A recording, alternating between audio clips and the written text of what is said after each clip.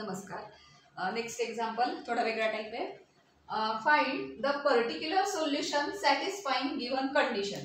Differential equation is given y into bracket 1 plus log x dx by dy minus x log x is equal to 0 when y is equal to e square and x is equal to e. तर हे जे दिलेलं आहे हे particular सोल्युशनसाठी लागणारी condition आहे. म्हणजे काय, हे डिफरन्शियल इक्वेशन आहे, आपण त्याचं सोल्युशन फाइंड आउट करणार. That solution is algebraic equation.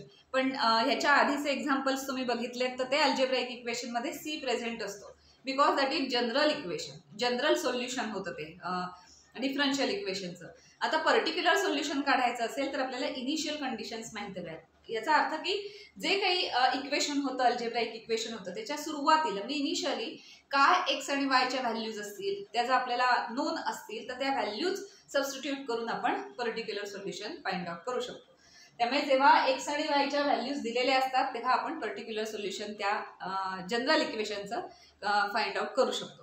म्हणजे थोडक्यात आपल्याला डिफरन्शियल इक्वेशनच सॉल्व्ह करायचं आहे आणि अगदी लास्ट स्टेपला आपल्याला म्हणतोय ह्या व्हॅल्यूज एक्स अँड वायच्या पुट करायच्या आहे आणि त्याच्यावरून आपल्याला सी ची व्हॅल्यू मिळेल आणि एकदा सी मिळाला की मग ती व्हॅल्यू सबस्टिट्यूट केली की आपल्याला जनरल इक्वेशनच्या ऐवजी पर्टिक्युलर इक्वेशन मिळेल. So when initial conditions are given we can derive particular solution of differential equation. तर याचं पर्टिक्युलर सोल्युशन काढणार. वेगळं काही नाही आहे, डिफरन्शियल इक्वेशनच सॉल्व्ह करायचं आहे. त्यासाठी लागणारी जी काही मेथड असेल ती अप्लाय करायची. मीन्स हे दिलेलं आहे त्याच्यानं D x D Y separate करायचे, देन इंटिग्रेशन घ्यायचं. इंटिग्रेशनसाठी काय मेथड्स अप्लाय करायला लागतील त्या करायच्या. फायनल तुम्हाला जे सोल्युशन मिळेल त्याच्यात सी असणार आहे, because it is not definite integration. So C असणार आहे. पण आपण लास्ट स्टेजला डिफायनाइट इंटिग्रेशन सारखंच थोडंसं एक्स अँड वायच्या व्हॅल्यूज सबस्टिट्यूट करणार आणि मग सी ची व्हॅल्यू काढू. तर ते आपण एक्झाम्पल सॉल्व्ह केलं की येईल लक्षात. सो पहिल्यांदा आपण डिफरन्शियल इक्वेशन सॉल्व्ह करायचं फर्स्ट. आता इथे D x upon D Y ते ठीक आहे, आपण तसंही नंतर सेपरेटच करणार आहोत. त्यामुळे इथे काही बॉदर करायची गरज नाही की D x upon D Y की डी वाय अपॉन एक्स. शेवटी आपल्याला ते सेपरेटच करायचं. D x and D Y must be numerator, तेवढं लक्षात ठेवू. आता मायनस एक्स लॉग एक्स येतो आपण इकडे शिफ्ट करू. So that implies Y 1 plus log x dx upon dy हे तिकडे नेलं की प्लस होईल एक्स लॉग एक्स. आता dx लागतं न्यूमरेटरमध्ये, त्यामुळे dx इथेच राहणार. एक्सच्या सगळ्या टर्म्स इथे लेफ्ट साईडला येणार. मग dy numerator, so dy right साईडला जाईल आणि yच्या टर्म्स राईट साईडला जातील. So that implies 1 plus log x ही term upon this x log x dx राहिलं इज इक्वल टू dy गेलं आणि 1 अपॉन y. आता ह्या स्टेजला dx dy y x सगळे सेपरेट झालेले आहेत. आता इंटिग्रेशन घ्यायचं आहे दोन्ही साईडला. सो तुम्ही सॉल्व्ह करताना इंटिग्रेटिंग ऑन बोथ साईड असं म्हणून नेक्स्ट स्टेपला इंटिग्रेशन घ्यायचं. मी इथे सुद्धा इंटिग्रेटिंग ऑन बोथ साईड्स.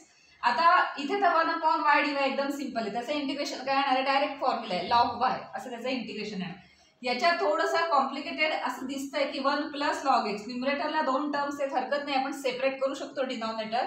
पण डिनॉमिनेटरला पण एक्स लॉग एक्स असं कॉम्बिनेशन ऑफ फंक्शन्स तिथे आलेले आहेत. तर सगळ्यात पहिलं मी जेव्हा इंटिग्रेशन तुम्हाला शिकवत होते, इंटिग्रेशन आपण बघितलं तेव्हा सांगितलं होतं की काही रूल्स, काही करोलरीज आपण बघितल्या होत्या. त्याच्यात F dash X upon F X. So जरा complicated function U upon V अशा टाईपचं जर आलं तर फर्स्ट काय चेक करायचं की F dash X upon F x तिथे काही होते का. ते नाही झालं तर अजून 2-3 करोलरीज, अजून 2-3 फॉर्म्युले ट्रिक आहेत त्या यूज करायच्या. ते अगदीच काही नाही झालं तर मग यू अपॉन व्ही रूल नाही आहे, पण हे सेपरेट करणं, मग त्यासाठी काही आयडेंटिटीज यूज करणं वगैरे असं करावं लागेल. पण सगळ्यात पहिला आपण सिम्पल जे आहे F dash upon F x असं तिथे ऍडजस्ट होतंय का चेक करूया. ते झालं तर डायरेक्ट लॉगचा फॉर्म्युला आपल्याला अप्लाय करता येईल. सो राईट साईड इझी आहे. लेफ्ट साईडचं फक्त आपण एकदा चेक करूया की ह्याचं डेरिव्हेटिव्ह न्यूमरेटरला प्रेझेंट आहे का. Here derivative of X log x काय आहे तर बघूया. सिम्पल आहे. First into derivative of second means 1 upon x plus second means log x into derivative of x is 1. त्यामुळे काय आलं, एक्स एक्स कॅन्सल झाले means 1 plus log x and 1 plus log x exactly 1 plus log x हा numerator आहे. Means काय मिळालं आपल्याला, F dash X upon F x या करोलरीमध्ये हे ऍडजस्ट होत आहे. सो लेफ्ट साईडचं डेरिव्हेटिव्ह पण इथे सिम्पल आहे. त्यामुळे ही हा कन्सेप्ट आपण इथे आता यूज करून त्याचा derivative integration.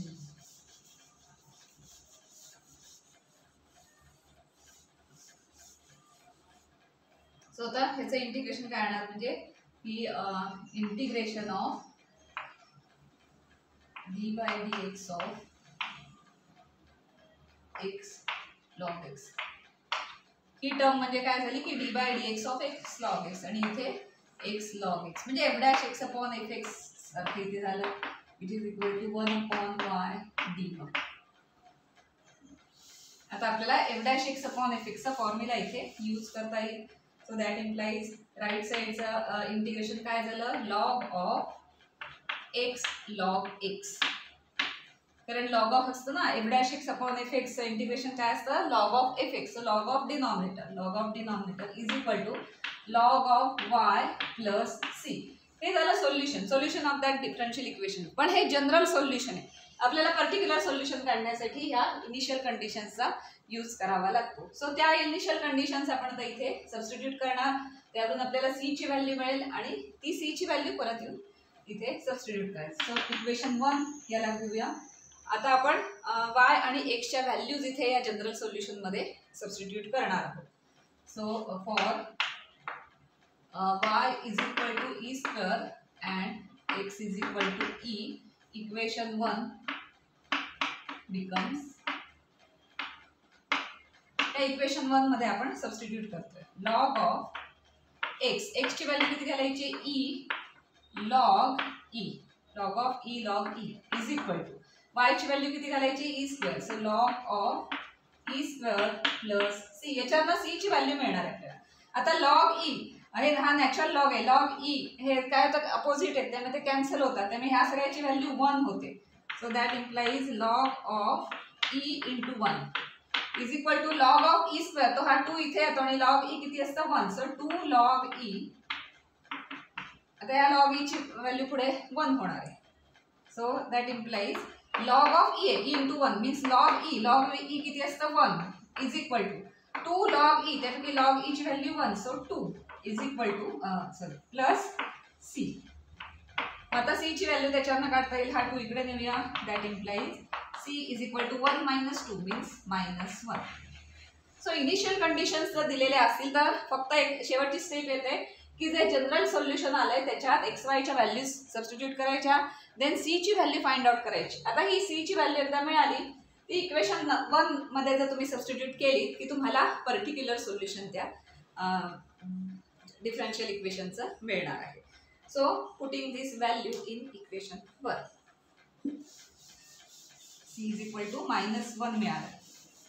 Putting value of C in equation 1 substitute value of c in equation 1. मग इक्वेशन 1 काय होणार log of x log x is equal to log y. c ची व्हॅल्यू आली -1. आता थोडंसं हे आन्सर आलेलं आहे बरोबर आहे पण थोडंसं आपण रिअरेंज करू सिम्प्लिफाय करू. लॉग आहे ई रेस टू लॉग घेतलं तर ई आणि लॉग जातं मग नुसतेच फक्त अल्जेब्राइक एक्सप्रेशन राहील वगैरे. ते थोडंसं आपण अप्लाय करू.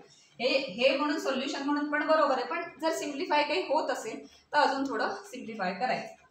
आता लॉग एक्स आहे हा लॉग एक्स आहे तो आपण जर इकडे आणला तर तो मायनस होणार. That is log of X log x minus log Y. म्हणजे आपल्याला लॉगची प्रॉपर्टी यूज करता येईल is equal to -1.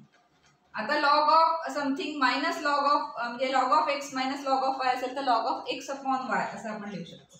So that implies log of X म्हणजे X log x upon this Y is equal to -1. आता हा log आहे log of something. त्याला जर ई रेस टू केलं तर अर्थात लेफ्ट साईडला फक्त नाही चालत. ई रेस टू जर आपण लेफ्ट साईडला केलं म्हणजे ई हे फंक्शन ई हे ऑपरेट केलं आपण आणि ई रेस टू -1 राईट साईडला केलं तर दोन्हीची जी काही व्हॅल्यू असेल ती चेंज होत नाही. म्हणजे आपण काही व्हॅल्यू चेंज वगैरे करत नाही. जसं आपण इन्व्हर्स फंक्शन ऑपरेट करतो कधी कधी बोथ साईडला डेरिव्हेटिव्ह ऑपरेट करतो. बोथ साईडला प्लस ऑर मायनस काहीतरी एखादी टर्म आपण घेतो कॉन्स्टंट वगैरे.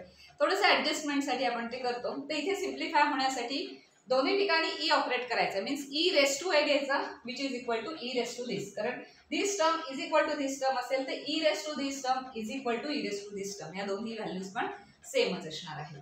सो आपण लॉग आलाय म्हणून आपण हे करतोय, म्हणजे थोडं सिम्प्लिफाय होईल.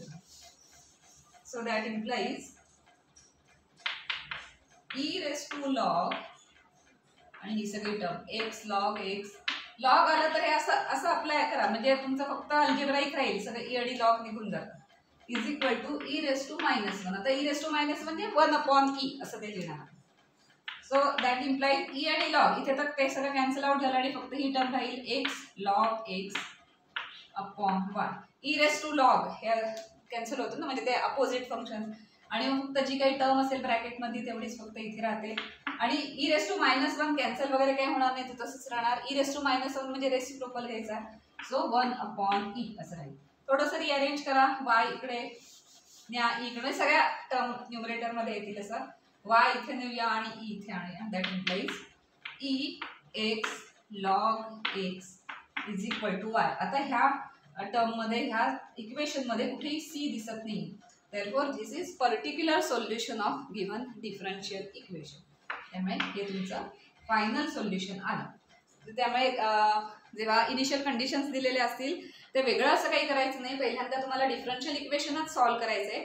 ते सॉल्व्ह केल्यावर सी ची व्हॅल्यू काढायची कशी, एक्स अँड वाय च्या व्हॅल्यूज सबस्टिट्यूट करून, अँड देन ती सी ची व्हॅल्यू पुन्हा त्या जनरल सोल्युशन मध्ये घालून हे असं पर्टिक्युलर सोल्युशन फाइंड आउट करायचं.